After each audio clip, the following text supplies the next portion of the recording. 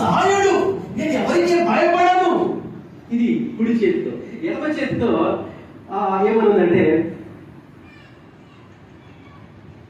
God is never leave you.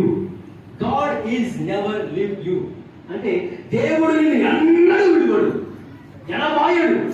ఆయన నీకు సదాకాలము నీతో కూడా ఉండే దేవుడు. దేవుని నామమున హల్లెలూయా. దేవుడిని మనము కలిగి ఉన్నప్పుడు ఆయన స్తుతించకుండా, ఆరాధించకుండా, ఘనపరచకుండా ఉండలేము గాక, ఉండలేము. హల్లెలూయా. యెహోవా ఉత్తముడని రుచి చూసి తెలుసుకోవాలి. తేనె ఎన్ని రకాలు తెలుసా? 7 రకాల తేనెలు ఉన్నాయి. మనకు తెలిసిన ఒకే ఒక తేనె అమ్ముకుంటారు కదా వారు, తేనె పట్టుకునేవారు. కానీ తేనెలో చాలా రకాల తేనెలు ఉన్నాయి. వాటిల్లో శ్రేష్టమైన తేనె నేను ఇష్టపడేది జుంటె తేనె. హల్లెలూయా. జుంటె తేనె తాళ్ళ కన్నా మధురమైన క్రీస్తు నామాన్ని మీరు రుచి చూస్తే మందిరానికి ఆలస్యంగా రాదు. హల్లెలూయా. మీరు రుచి చూస్తే మందిరానికి ఆలస్యంగా రాదంటే దేవుని నామానికి మహిమ చెల్లిస్తాను. హల్లెలూయా.